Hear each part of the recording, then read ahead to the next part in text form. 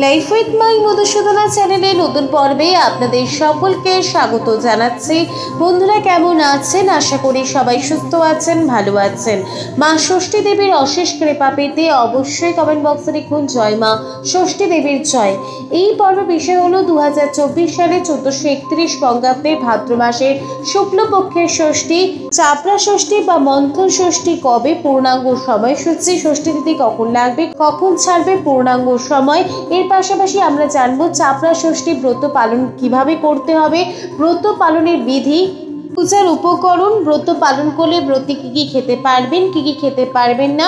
এর পাশাপাশি আমরা জানবো চাপড়া ষষ্ঠী বা মন্থন ষষ্ঠীর সম্পূর্ণ ব্রত কথা। সবটাই জানবো এই ভিডিও থেকে। ভিডিওতে যাওয়ার আগে লাইফ উইথ মাই মধুসূদনা চ্যানেলকে সাবস্ক্রাইব করুন, লাইক কমেন্ট শেয়ার করুন, ধার্মিক হয়ে নোটিফিকেশন ঘন্টাটা বাজিয়ে দিন। ভাদ্র মাসের শুক্লপক্ষের ষষ্ঠীর দিন চাপড়া ষষ্ঠী বা মন্থন ষষ্ঠী ব্রত পালন করা হয়। ছেলে মেয়ের মঙ্গল কামনায় পুত্রবতী রমণীরা এই ব্রত পালন করে থাকেন। ব্রতের ফলে সংসারে তাদের অশেষ মঙ্গল সাধিত হয়ে থাকে। ব্রতের উপকরণ: কলা গাছ, এঁটো বা পেটুলি, ফুল, ফল, মিষ্টি ইত্যাদি লাগবে পূজার জন্য। ব্রতের বিধান হলো ভাদ্র মাসের ষষ্ঠীর দিন পিটুলির পুতুল ও চাপড়া তৈরি করে পুকুরে ভাসিয়ে দিতে হবে।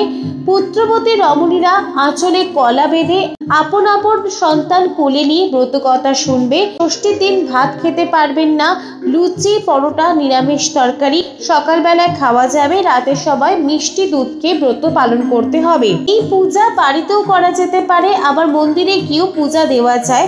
বাড়িতে করলে পুরোহিত দ্বারা মা ষষ্ঠীর পূজা করতে হবে। 2024 সালে ভাদ্র মাসের ষষ্ঠী, চাপড়া ষষ্ঠী 9 সেপ্টেম্বর 2024, বাংলা 23 ভাদ্র 1431 সোমবার পালিত হবে। ষষ্ঠী তিথি শুরু হবে 8 সেপ্টেম্বর 2024, বাংলার 22 ভাদ্র 1431 রবিবার দুপুর 3:55 পর থেকে।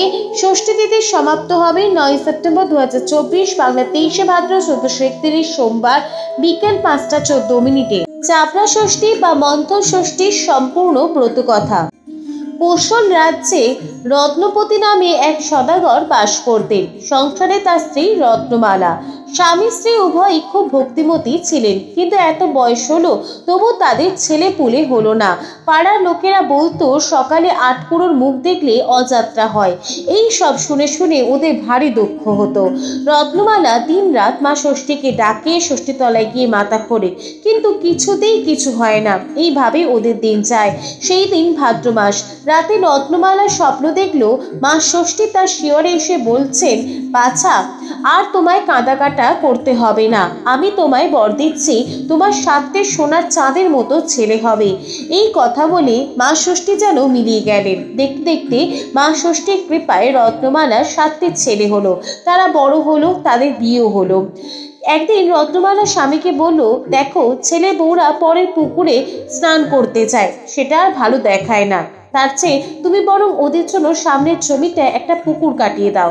1 বছর হতে চলল রত্নপতি পুকুর কাটিয়েছে, কিন্তু এই 1 বছরের মধ্যে পুকুরে এক ফোঁটাও জল হয়নি। তাই দেখে পাড়ার লোকেরা আবার 5 কথা কানাঘুষো করতে লাগলো। সেই সব দেখে রত্নমালা মা ষষ্ঠীর কাছে কান্নাকাটি করতে লাগলো। একদিন মা ষষ্ঠী রত্নপতিকে রাতে স্বপ্ন দিয়ে বললেন, বাছা, তুমি তোমার ছোট ছেলেকে প্রাণের চেয়ে বেশি ভালোবাসো। যদি নাতিটিকে আমাকে দাও তবেই ওই পুকুরে জল হবে।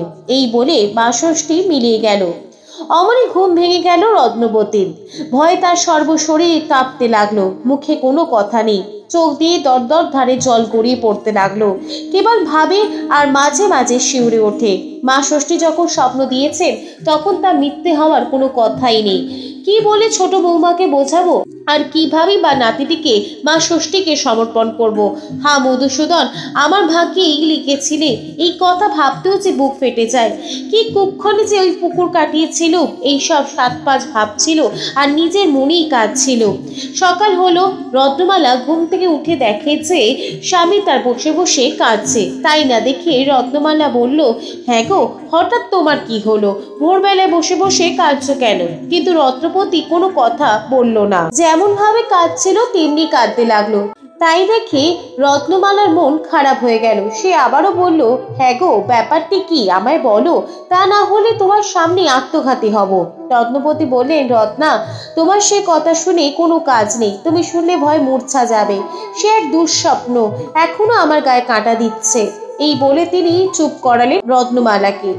মেয়েরা যদি কোনো কথা ছুতো পায় তা না শুনে কি ছাড়ে? অজ্ঞতা রত্নপতি একে একে স্বপ্নের কথা তার স্ত্রীকে বললেন। রত্নমালা বলে উঠল, সে কি গো, এ কেমনতর স্বপ্ন, বলে নিজে হাউ হাউ করে কেঁদে উঠল। স্ত্রী কান্না দেখে তার শরীর কেঁদে অস্থির, কি যে উপায় করবে তা উভয় ভেবে পাচ্ছে না। এমন সময় কে যেন বলে উঠল, রত্নপতি, তুমি আমার কথা অবহেলা করে নিস্তার পাবে না। এখনো তোমায় ভালোই ভালোই বলছি, যদি নিজের মঙ্গল চাও তবে আমার আদেশ পালন করো, নচেত নির্বংশ হবার জন্য প্রস্তুত হও।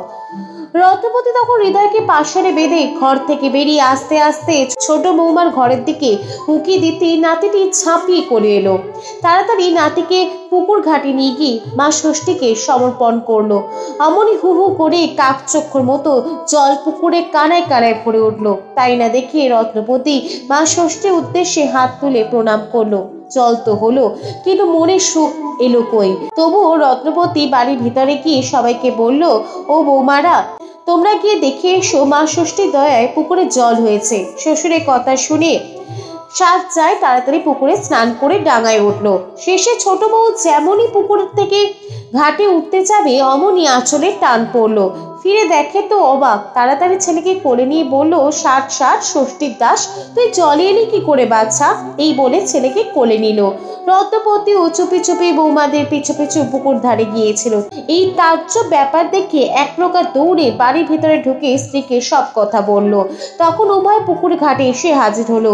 তাদের আল্লাহ দেখে কি, উভয় কুল পুরোহিত ডেকে পুকুর প্রতিষ্ঠা করালো। রত্নমালার সাত বেটার বউ নিয়ে খুব ঘটা করে মা ষষ্ঠীর পূজায় পুকুরের চাপড়া আর পুতুল ভাসালো এবং সাত বউ আঁচলে গলা বেঁধে শাশুড়ির কাছে চাপড়া ষষ্ঠী কথা শুনলো। তারপর নিজে নিজে ছেলের মাথায় মা ষষ্ঠীর আশীর্বাদ দিল। অর্থ চাপড়া ষষ্ঠী ব্রত কথা এখানেই সমাপ্ত হলো। জয় মা ষষ্ঠী দেবীর জয়। লাইফ উইথ মাই মধুসূদনা চ্যানেলের সঙ্গে থাকার জন্য অনেক অনেক ধন্যবাদ।